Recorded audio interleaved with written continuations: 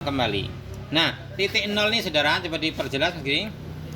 Titik nol kembali ke nol berarti angkatan klep 1 mili. Lihat, perhatikan kalau saya angkat sedikit, lihat dari 0 bergerak ini 10 berarti 0,1, bergerak lagi 2 0,2 0,3 0,4 0,5. jelas betul?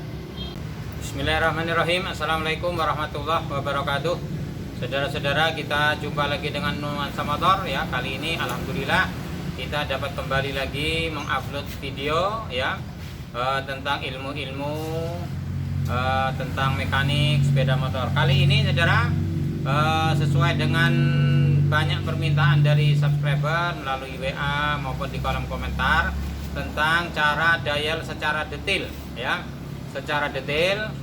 Oleh karena itu saya hari ini akan membuat cara pendialan motor untuk mengetahui buka dan tutup klep ya, saat membuka, saat menutup klep di noken as ya. Kemudian juga akan mengetahui tentang berapa besar durasi. Kemudian juga akan kita gambar langsung kurva di satu buah noken as nanti. Oke, oleh karena itu ini ada 3 seri saudara yang wajib kita ketahui. Kenapa saya membuat 3 seri? Karena supaya lebih detail, lebih jelas dan dapat dipelajari dengan baik. Oleh karena itu saudara, untuk yang pertama kali ini saya akan sebutkan tentang fungsi-fungsi dari dial indikator ya, dan fungsi busur derajat yang akan kita pasang, serta cara pemasangan, kemudian juga untuk menetapkan titik mati atas di sebuah mesin. Oleh karena itu ya, sebelum kita lanjutkan video ini, silahkan untuk subscribe terlebih dahulu ya. Kalau bermanfaat silahkan di share supaya yang lain mendapatkan ilmu, sehingga nanti dapat menambah khasanah ilmu pengetahuan bagi kita semua, sehingga makin maju dunia otomotif. Oke saudara, mari kita ikuti ke sini. Oke, yang pertama ini saudara, ini busur derajat untuk ditempatkan di poros engkol atau di krek as ya. Yang kita ketahui 4 tak itu adalah 4 kali gerakan piston. Krek as bergerak sebanyak 2 kali ya, sebanyak 2 kali. Lihat di sini saudara, titik top dead center. Kemudian top dead center ini berarti piston di titik mati atas. Kemudian berikutnya ini ada angka menunjukkan derajat ya.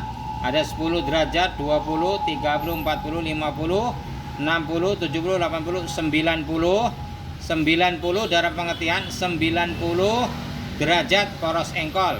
Lanjut ke berkurang ya. 80, 70, 60, 50, 40, 30, 20, 10, 0. Antara 0 balik ke 0 lagi ini adalah 180 derajat ya. Kalau kita langsungkan juga boleh nih, 10 sampai 90, 100, 110, 120 terus sampai sini juga 180. Kemudian dilanjutkan lagi 10, 20, 30, 90 sampai kepada titik 0 kembali. Berarti jumlah antara titik 0 ke titik 0 adalah 180.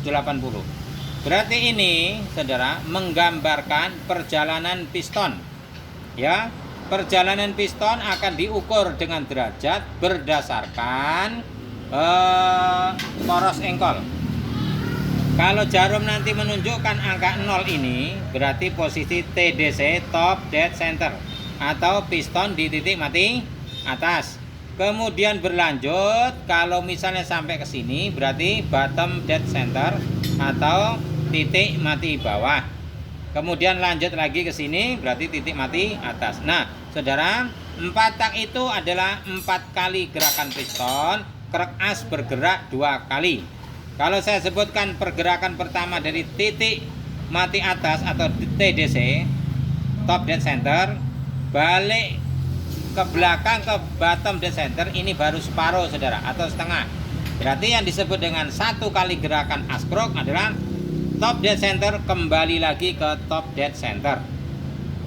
berdasarkan putaran krek as, berarti 1 kali putaran krek as adalah 180 ditambah 180 berarti 360.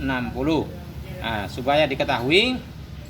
Kemudian berapa derajat poros engkol ketika 1 kali langkah kerja, yaitu berarti 360 berarti dikali 2 berarti 720. Ke depan yang di part 3 besok akan saya buat diagramnya atau grafiknya tentang grafik daripada noken as.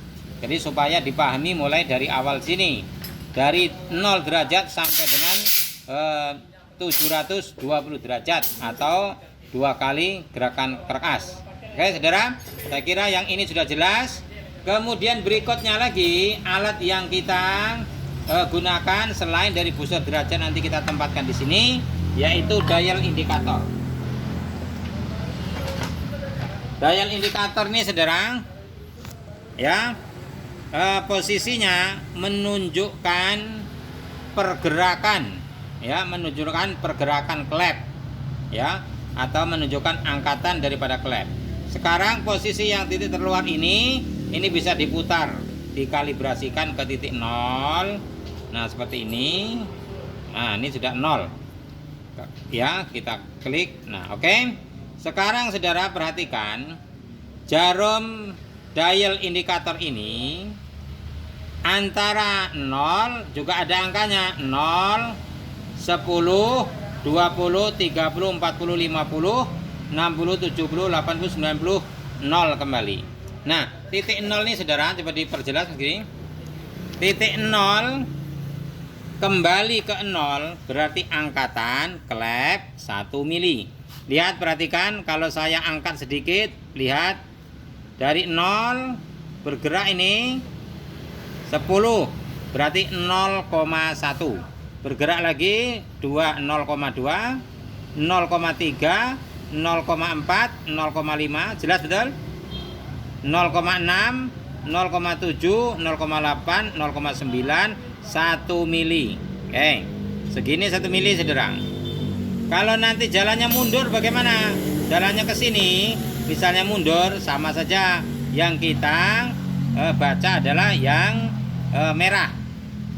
Ini kan ada angka besar, angka yang hitam, ada angka kecil adalah angka yang merah. Coba diperjelas lagi.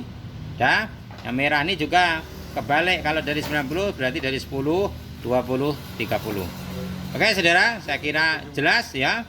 Ini untuk menempatkan di pergerakan klep, termasuk nanti mengetahui lift klep, mengetahui overlapping. Di part kedua dan part ketiga nanti akan kita jelaskan detail, karena beberapa video yang sudah kita upload masih banyak rekan-rekan yang belum mengetahui tentang pembacaan dial indikator. Oke, ini dibaca pergerakan dial indikator, ini dibaca pergerakan angkatan klep, berarti ketelitiannya berapa? 0,01 ya, 0,01. Setiap garis ini kalau kita masuk ke garis berikutnya, coba diperjelas. 0 ke garis berikutnya ini, nah segini ya, berarti 0,01. Kalau segini 0,10 ya, 0,20 dan seterusnya. Oke saudara, mari untuk kesempatan kali ini ke depan ya, supaya memperjelas, mungkin videonya agak lebih saya perkecil supaya pergerakan antara busur derajat dengan pergerakan dial indikator ini bisa sesuai perputarannya, bisa nampak semua. Jadi nanti saudara-saudara mungkin di zoom atau di apa ya, diperbesar videonya supaya nanti pergerakannya itu supaya nampak. Karena beberapa video kami yang lalu saya shoot dulu yang ini, baru di shoot yang sini. Nah, itu menimbulkan keraguan daripada pemirsa, di apa namanya, nanti terlihat tidak sesuai daripada gerakannya. Jadi nanti antara busur derajat dial indikator satu layar ya, supaya memperjelas. Oke, kita lanjutkan untuk mengetahui titik mati atas daripada sebuah piston ya. Kalau kita topkan lewat magnet juga bisa, tapi keakuratannya kurang akurat. Yang paling akurat nanti seperti ini, saudara. Oke, kita butuh alat yang seperti ini. Nah, seperti ini, butuh alat nih. Untuk apa ini? Nanti akan kita masukkan ke sini. Nah, seperti ini. Ini akan kita pasangkan untuk di piston. Ya, akan kita colokkan ke piston seperti ini, ya. Oke, kita pasang terlebih dahulu, saudara ya. Kita butuh alat seperti ini supaya memperjelas, Mas Giri. Nih, ya. Kita masukkan dulu seperti ini. Kita pasang, baru kita pasang umurnya. Oke, kita pasang seperti ini.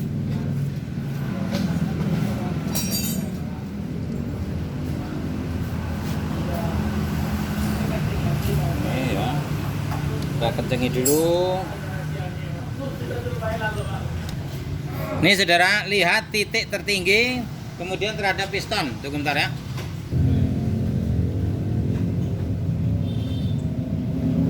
Nih lihat jarumnya yang ini naik lagi. Nah, perlu perhatikan saudara sama jarum yang ini yang saya tunjuk ini. Lihat titik tertinggi. Ketika ini saya turunkan ke bawah. Nah, ini segini. Ini tidak nampak ya. Kita naikkan web. Ini agak sudah sore saudara. Nah, seperti ini ya. Nih perhatikan titik tertinggi. Nah, di sebelah belakang kurang nampak, kita ginikan. Nah, naik ke atas Mas Giri. Nah, nampak saudara? Antara jarum yang saya tunjuk ini, piston ini masih hitam pistonnya biar nampak. Ini juga lihat titik tertinggi. Kalau saya turunkan saudara bergerak jarumnya. Kalau saya naikkan mentok bergerak turun lagi. Nah, seperti ini. Berarti ini dikasih tanda 0 di sini. Nah, tuh titik tertinggi segini. Nampak saudara? Saya turunkan ya. Kemudian saya naikkan kembali. Lihat tuh. Jadi titik tertinggi adalah titik top atau top dead center paling akurat ya, karena menggunakan jarum dial indikator. Tuh lihat. Nah, setelah itu saudara sudah ketemu titik dialnya, kita pasangin jarumnya untuk penanda ya. Ini oke, tinggal kita pasang ya jarumnya. Ini seperti ini. Oke, sini perhatikan saudara. Posisi di tanda 0 tadi diperhatikan, ditahan dengan tangan. Kemudian jarum ini kita paskan di titik top dead center seperti ini. Nah, kalau sudah tinggal kita kencengin saudara. Nah, ini kita tahan, tinggal kita kencengin seperti ini. Oke, coba lihat sini Mas Giri, kita ulang lagi.